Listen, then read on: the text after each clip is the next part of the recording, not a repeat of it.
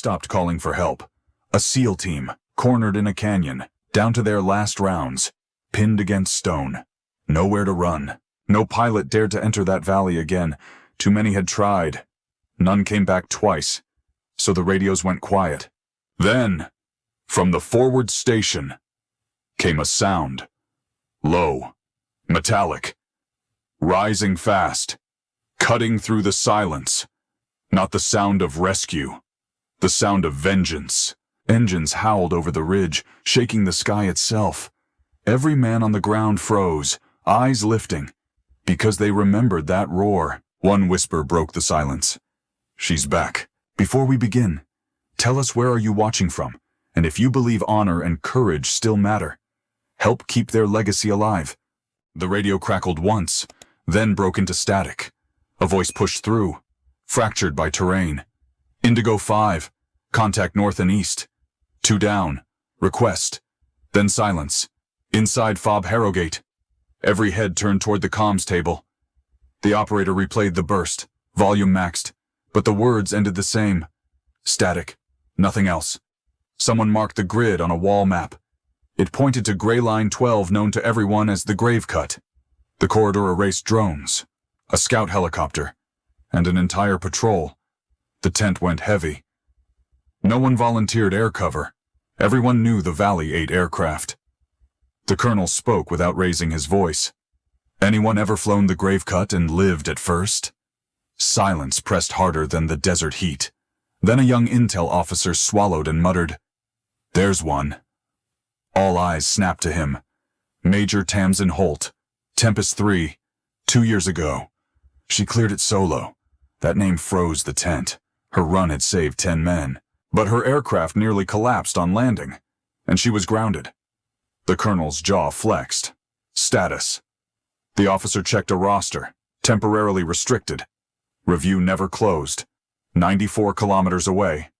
Camp Derringer shimmered under morning haze. Holt sat on a dented bench near Hangar 4. Her gaze rested on a gray A-10 parked half in shadow. Tempest 3 looked tired. Panels unpainted. A patch of bare metal still scarred from the last mission. She wasn't cleared to touch it. A mechanic walked past. Grease on his sleeves. He didn't stop, just dropped 2 words like contraband.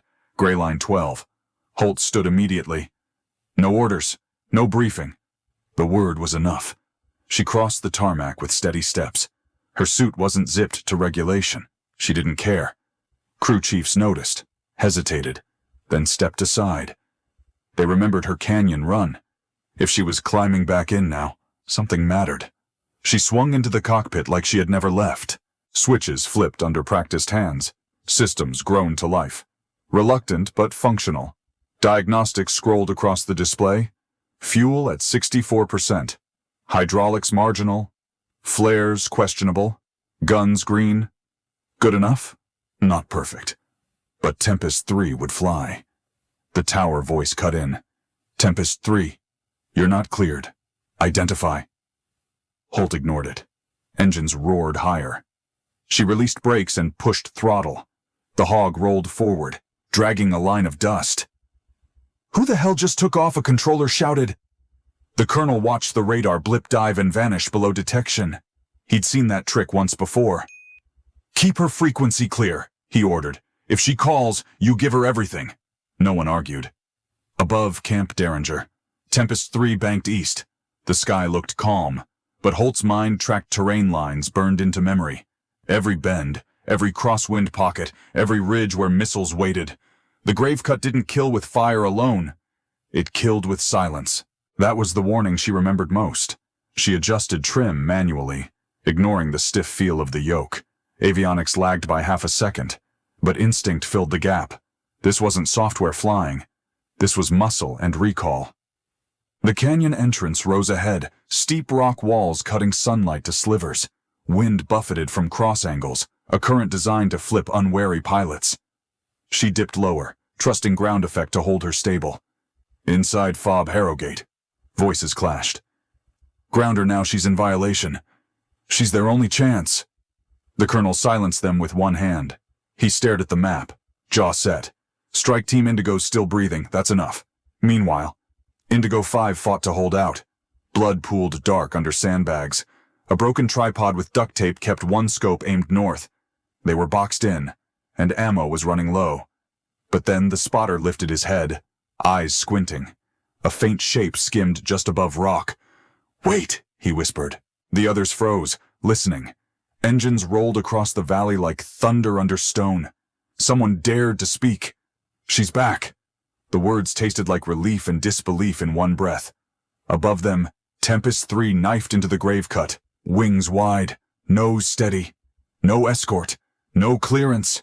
Just Holt and a warplane built to take punishment. The corridor narrowed.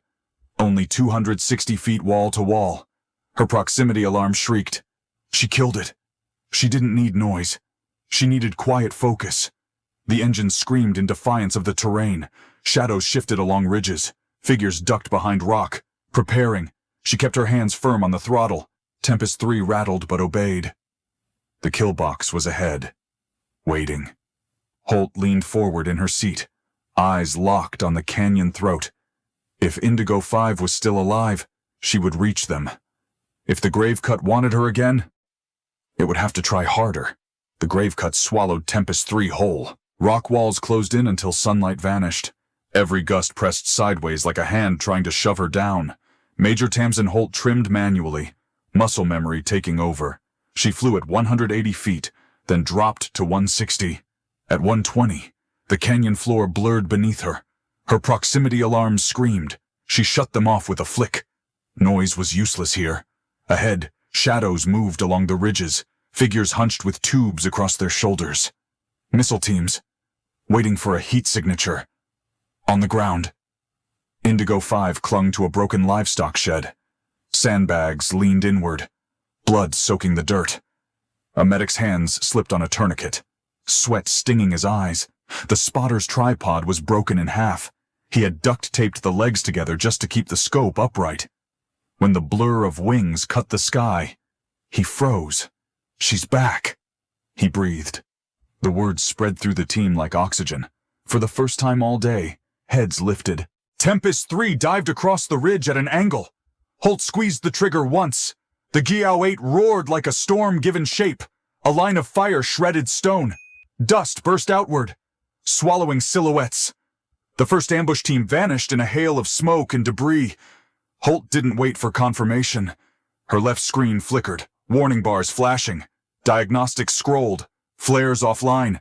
Fuel 41%. Left stabilizer unstable. She muttered once under her breath, then banked hard, pulling the hog tight along the canyon wall. Another cluster of fighters scrambled in the open. No lock-on, no software assist. She aimed with instinct, iron sights, and memory. The cannon barked again in short bursts. Figures tumbled into dust, weapons clattering against stone. The corridor opened slightly, just enough for Indigo 5 to move. Inside Fob Harrogate, the argument boiled. She's violating every directive, pull her out. She just cleared 2 kill zones in 90 seconds. The colonel didn't raise his voice. He signed his name across a single sheet. "Responsibility is mine. Keep her channel clear." Holt dipped Tempest 3 lower, engines howling. Each vibration felt heavier than the last. But the hog still held together. "Indigo 5, this is Tempest 3, she said flat. "If you can move, move now." Extraction inbound. Her voice steadied the team like a steel rod through their spine. "Copy." "Tempest," Indigo 5 lead replied. "We've got 2 carried, 1 covering. Distance 2.4 clicks." They began crawling out, hauling wounded through sand and stone. Above, Holt banked left and scanned. The eastern slope flared hot on her thermal. Movement hidden behind a boulder field. She rolled, wings nearly brushing leaves off the cliff edge. Her pass was so tight the fuselage scraped the air itself. Then she pulled the trigger again. Stone exploded outward. The ambush dissolved before they could reposition. Another path cleared. Her eyes flicked to the fuel gauge. It bled down to 37%. Still enough for 1 more run, maybe 2. In the command tent, a timer appeared on the wall. Rotary detach, 45 inbound, 3 minutes to landing. It wasn't long, but it felt like forever. The colonel pointed once. "Hold her comms open.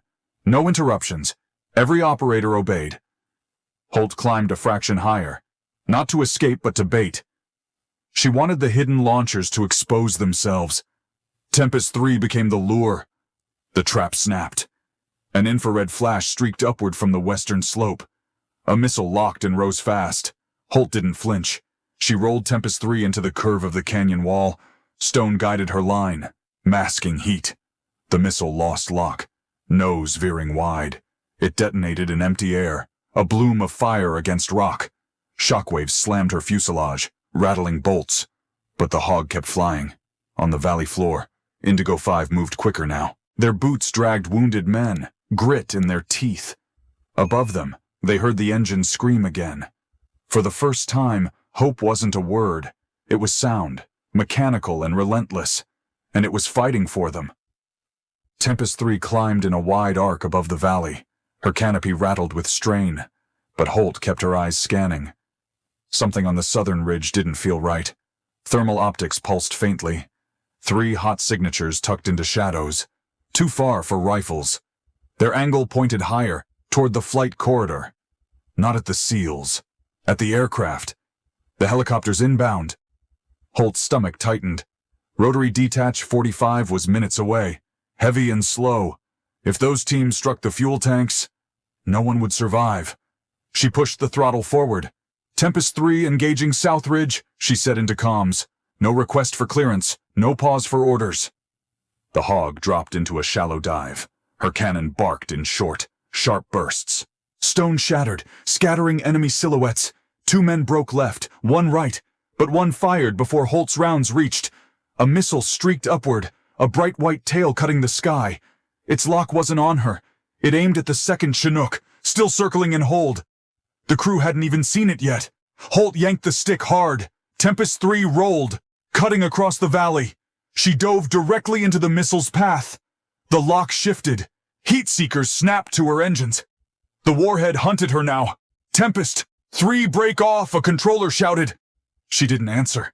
She was already committed. The Hog howled through the grave cut at full throttle. Alarms blinked red across her panel. The missile screamed behind, closing fast. Holt dropped lower. Altitude scraped at 110 feet. Every ridge loomed like a guillotine. The canyon curved left, then right. She rode the contours, each maneuver bleeding speed. The missile kept gaining. Fuel dipped to 29%. Her left stabilizer bucked, threatening to shear. She gritted her teeth and held. The command tent went silent. Operators watched telemetry dive into red. No one dared to speak. "Come on," the colonel muttered. "She knows this valley better than anyone." But his eyes never left the map. Holt lined Tempest 3 straight at a rock face. The missile roared closer. Seconds behind, she waited until stone filled the canopy, then pulled vertical with everything left. The Hog cleared by meters. The missile didn't. It slammed into the cliff with a violent detonation. A 14-meter crater ripped into the rock wall. Shrapnel flared outward, swallowed by dust.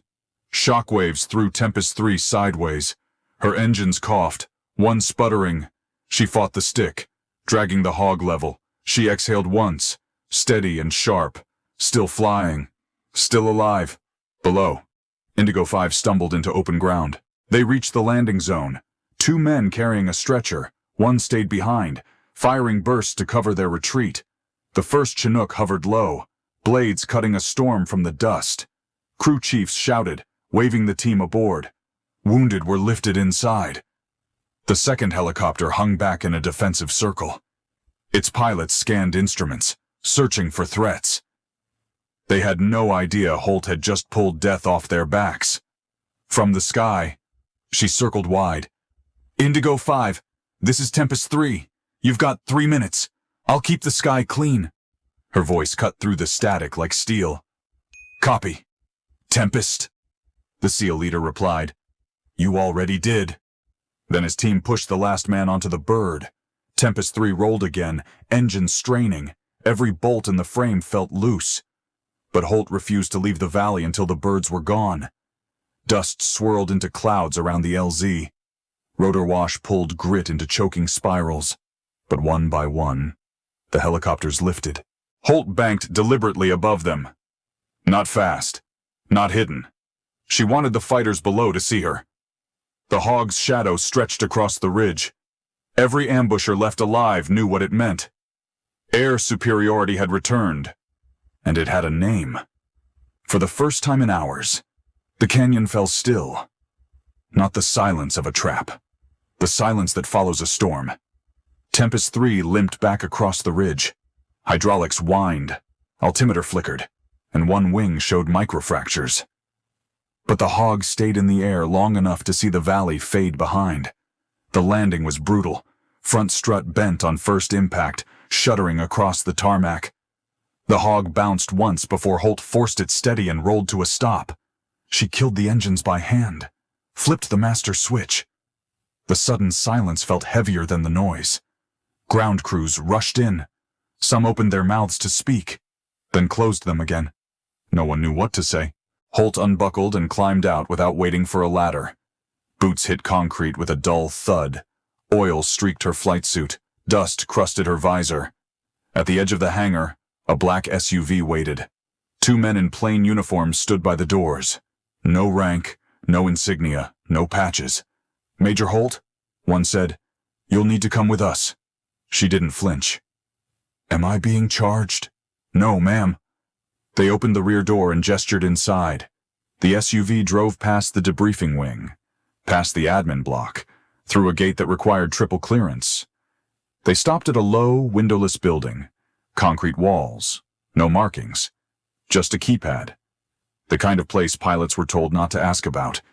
Inside, fluorescent lights hummed, walls bare, corridors narrow. She was led into a room with a single table. A pitcher of water sat untouched in the center. One folder rested beside it. Across the table waited a man she had never seen. Older, still, eyes like he'd watched too many pilots make the same mistakes. He didn't rise when she entered, just motioned to the chair opposite. Holt sat, gloves still streaked with soot. The man opened the folder without looking down. His voice was flat. "You violated a no-fly directive. You entered a classified dead zone without clearance. You engaged targets with unauthorized munitions." She said nothing. Her gaze stayed locked on him. He turned the page. "And you saved 6 lives. Neutralized 11 hostiles. Prevented the destruction of 2 aircraft." Still. She remained silent. Her hands folded loosely on the table.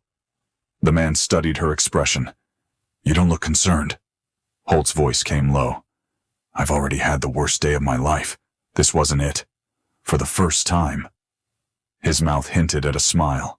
He closed the folder and set it aside, then reached into his case and drew out another file.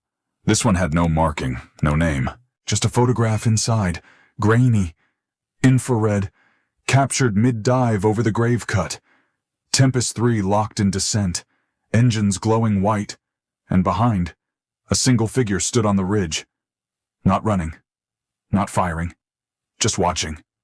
"That's not ours," Holt said. "No," the man replied, "and we've seen it before." Her brow furrowed. "You think they're tracking me? We think they're testing you." He slid the photo aside. "They're studying pilot thresholds, behavior under impossible stress. Twice now. You've flown into their trap and returned." He closed the case with a snap. "Major Holt, you're being reassigned." She didn't move, where he didn't answer. Instead, he placed a black fabric patch on the table. No unit name, just one word stitched in gray storm glass.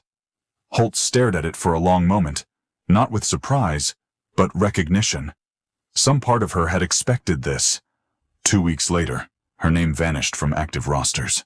Databases marked her as under indefinite review. Whispers spread in hangars, but nothing official remained. She was moved to a remote facility. No runway markings, no tower traffic. Hangars built to house aircraft that didn't exist. Personnel with no insignia. Eyes that watched her without speaking. Tempest 3 had been patched, repainted, upgraded. Electronics started faster. Diagnostics ran cleaner. Someone had invested heavily to keep her airborne. On the day of her next sortie, a new marking gleamed under the canopy.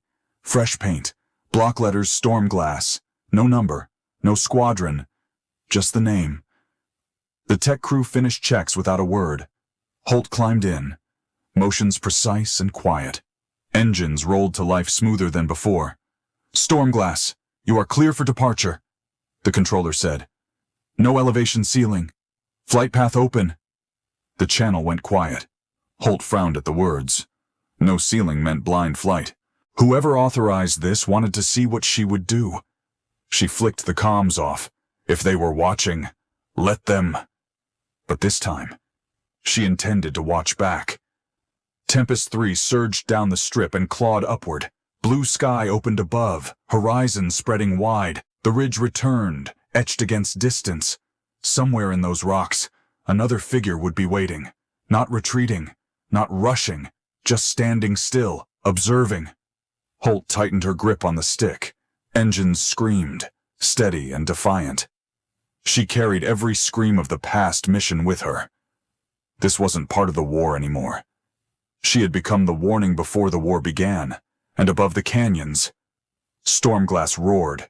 If you enjoyed the story, consider sending a super chat to help bring more stories like this. Now, click on the video on the screen to hear another story that's just as powerful and captivating with courage, sacrifice, and a choice that will leave you questioning everything you thought you knew about duty and justice. I just want to take a moment to say a huge thank you to each and every one of you. Folded hands, your love, support, likes, comments, and subscriptions mean the world to me. Without you, this journey wouldn't be possible. Every view, every share, and every encouraging word keeps me motivated to create more content for you all. I'm truly grateful to have such an amazing community by my side. Let's keep growing together and making this journey even more special. Red Heart.